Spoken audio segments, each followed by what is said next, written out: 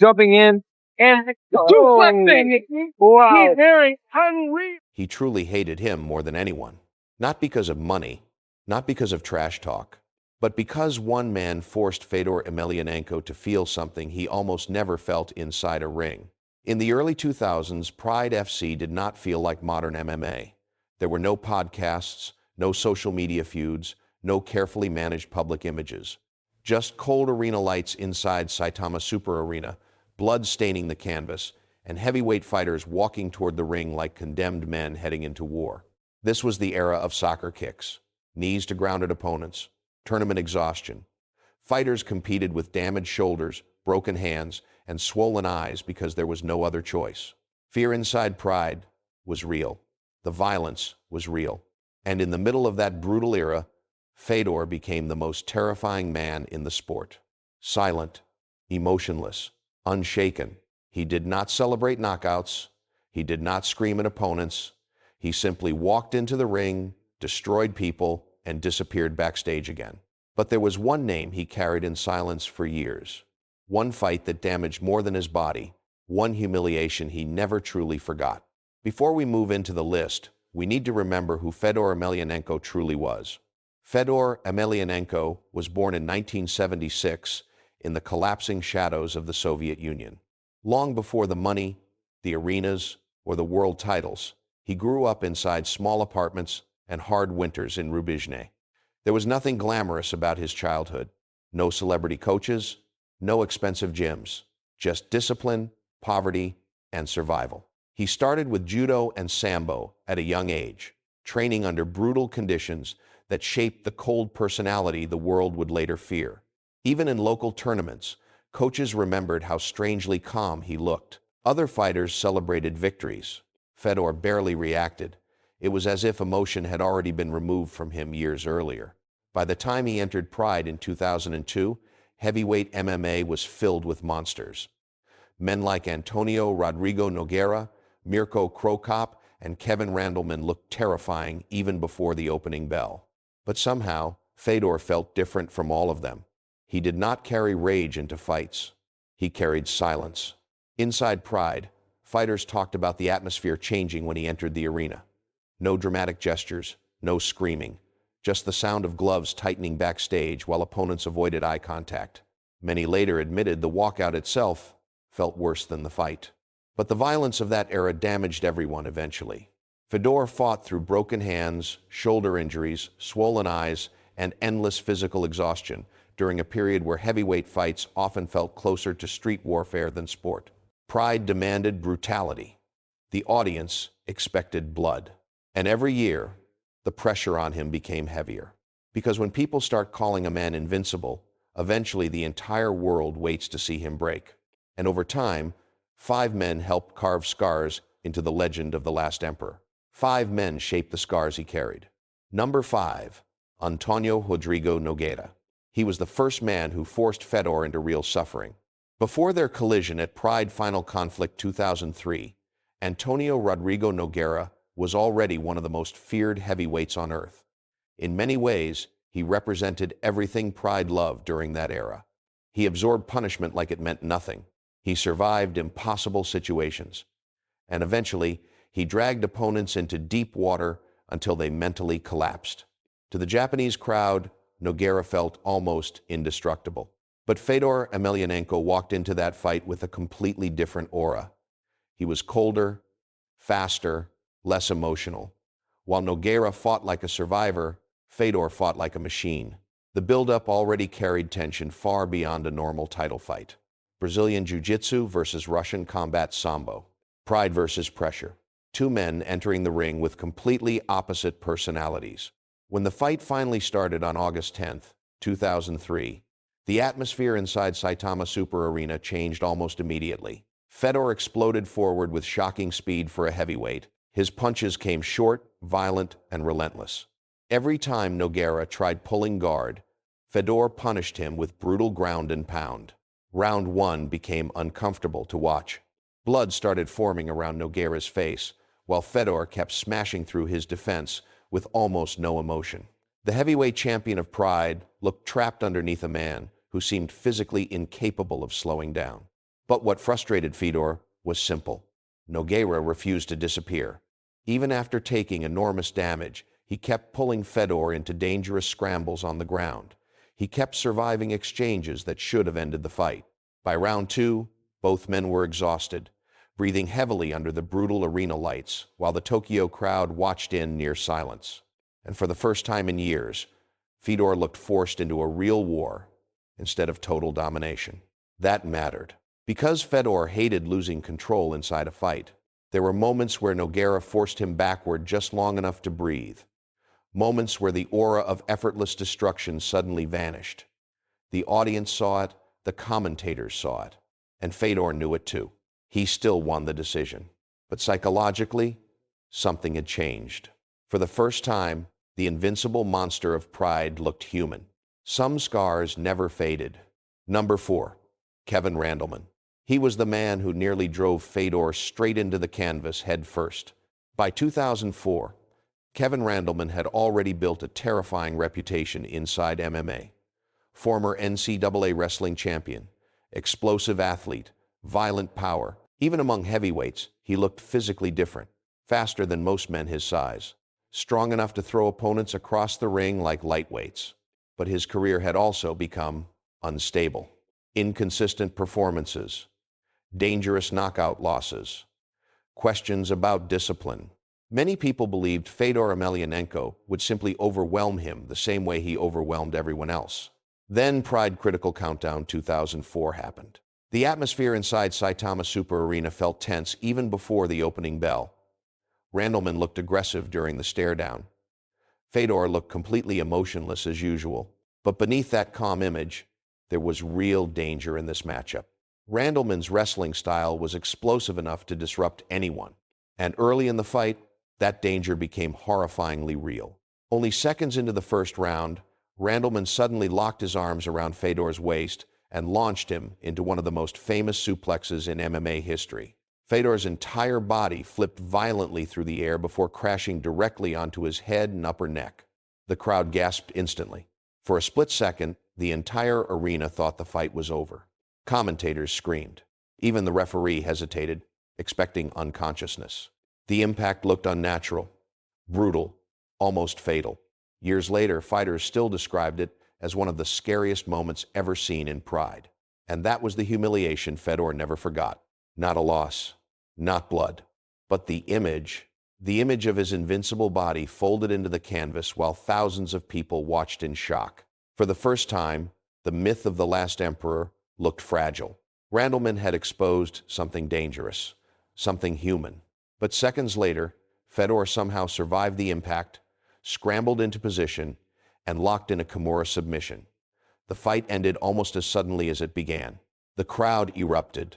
But even in victory, the damage remained. Because no opponent had ever come that close to destroying him physically in front of the world. And deep down, Fedor knew how narrow the escape truly was. He never forgot how close he came to death. Number 3, Mirko Cro Cop. He was the one man who made the entire heavyweight division afraid. Before their fight in 2005, Mirko Cro Cop did not feel like a normal contender anymore. He felt inevitable. Left high kick. Hospital. That was the phrase repeated constantly during Pride's golden years. Cro Cop had already destroyed elite heavyweights with terrifying violence. His knockouts against Igor Vovchanchin, Heath Herring, and Alexander Emelianenko turned him into something close to a horror figure inside MMA. Opponents looked nervous during stare-downs. Some fighters admitted they became obsessed with avoiding the left kick before the fight even started. And for the first time in years, many fans believed Fedor Emelianenko might finally lose. The pressure around Pride Final Conflict Absolute 2005 felt enormous. Japanese media pushed the fight like the final battle for the heavyweight throne. There were even whispers backstage that Pride executives wanted Cro Cop to become the new face of the division. Fedor understood exactly what that meant. When the fight started, the tension inside Saitama Super Arena felt suffocating. Every time Cro Cop shifted his hips, the crowd reacted in fear, waiting for the famous left high kick. Fedor fought differently that night. More cautious, more tactical, less reckless. That alone revealed how dangerous Cro Cop truly was. The first round became a brutal chess match disguised as violence. Cro Cop punished Fedor's body and legs with sharp kicks, while Fedor answered with dirty boxing, clinch pressure, and takedowns against the ropes. Both men absorbed heavy damage. Both looked exhausted early. By round 2, Fedor's face showed visible swelling. Blood formed around his nose, while Cro Cop continued firing kicks into the body. For long stretches, the unstoppable destroyer of pride looked forced into survival mode rather than domination. That was the humiliation. Not defeat, but caution. For the first time, Fedor fought like a man who genuinely respected danger. The invincible aura disappeared for moments during that fight. The crowd could feel it. The commentators could feel it. Every heavyweight watching backstage could feel it. Fedor eventually won by unanimous decision after 20 brutal minutes. But afterward, even he admitted it was one of the hardest fights of his career, because Cro Cop had forced him into something he hated most: fear. He respected him, but he also hated what that fight became. Number 2, Fabricio Werdum. He was the man who stole Fedor's invincibility in less than 2 minutes. By 2010, the aura around Fedor Emelianenko already felt different from the Pride years. The old Japanese arenas were gone. Pride itself was dead. The brutal golden age that made him a legend had started fading into memory. Now he was fighting in America under Strikeforce. New cage, new audience, new pressure. And for the first time in years, critics were beginning to whisper that Fedor looked older, slower, more hittable. Across from him stood Fabricio Werdum, one of the most dangerous submission specialists in heavyweight MMA. Tall, patient, technically precise. Unlike many heavyweights, Werdum did not fear Fedor's aggression. In fact, he wanted chaos, because chaos created openings. The fight took place on June 26, 2010, and almost immediately, something felt wrong. Fedor charged forward aggressively, throwing looping punches while trying to overwhelm Werdum early. At first, it looked familiar. Vintage Fedor pressure. The same violent forward movement that destroyed so many opponents during the Pride era. Then suddenly, Werdum dropped backward after an exchange. Many people thought he was hurt. Fedor thought so too. He rushed into the ground exchange looking for the finish. That mistake changed everything. Within seconds, Werdum trapped the arm, adjusted his legs, and locked a triangle choke before transitioning into an armbar attempt. Fedor tried exploding free, twisting violently while the crowd screamed in confusion, but the position only tightened further. Then came the tap. 1 minute and 9 seconds. Silence. The entire MMA world froze. For nearly a decade, Fedor had survived wars against monsters. Cro Cop could not break him. Nogueira could not stop him. Randleman nearly spiked him into the earth and still failed. But here, inside a cage in California, his aura disappeared in front of everyone. That was the humiliation he carried afterward. Not just losing, but losing because he rushed emotionally. Because for the first time in years, Fedor looked reckless instead of controlled. The invincible emperor of pride had been exposed publicly. And no matter how calm he appeared afterward, people inside the sport knew the truth. That loss damaged something permanent. And he never forgave the humiliation. Number 1. Tsuyoshi Kosaka. He was the man who placed the first stain on Fedor's career. Long before the Pride titles. Long before the aura of invincibility. Long before the world called Fedor Emelianenko the greatest heavyweight alive, there was already one name connected to anger, controversy, and humiliation. Tsuyoshi Kosaka. The fight happened on December 22, 2000, during the Ring's King of Kings tournament in Japan. At that point, Fedor was still an emerging Russian heavyweight trying to build his reputation internationally. He looked dangerous already, but he had not yet become the last emperor. Kosaka was experienced, durable, and respected in Japanese MMA circles. More importantly, he understood the chaos of old-school fights better than most men. The atmosphere that night felt hostile from the beginning. Japanese crowds supported Kosaka heavily. Fedor entered as the unknown outsider from Russia.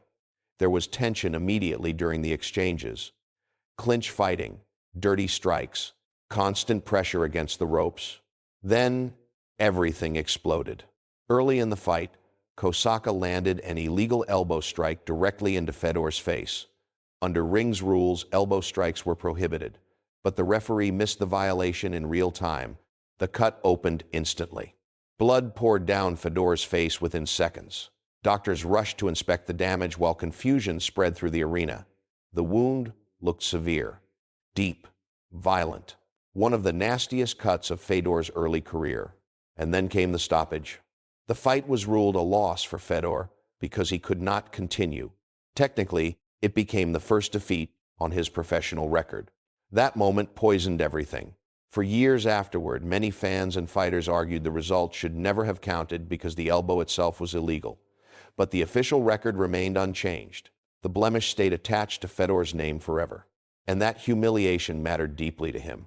Because before the Pride dominance, before the unbeaten streak, before the myth, the world had already seen him bleeding under bright lights in Japan, not beaten cleanly, but damaged, robbed of control, forced to walk away furious while the crowd celebrated around him. That memory stayed with him longer than people realized. For years, he carried that anger in silence. The men from the Pride era were never really superheroes. They were survivors. Fedor Emelianenko survived a generation where heavyweights fought through broken hands, damaged knees, torn shoulders, and concussions that nobody talked about publicly. Back then, there were no carefully protected careers, no easy matchmaking, no soft landings after losses. The ring demanded violence every single night. And eventually, violence leaves scars on everyone. Some fighters lost their speed, some lost their confidence, others disappeared into surgeries, painkillers, and isolation after the crowds moved on to younger names. Even the legends carried damage long after the cheering stopped. Fedor carried his damage differently. Silently. That was always what made him feel frightening to people. Not the knockouts, not the titles, but the calmness. The feeling that pain no longer changed him the way it changed normal men. But even he could not escape what the era took from him. Because every rivalry on this list exposed something human underneath the myth. Fear, exhaustion, rage, humiliation, survival. And maybe that is why old-school MMA still feels different today. Those men were not trying to become celebrities. They were simply trying to survive another night under the lights. And maybe that is why the Pride era will never truly die.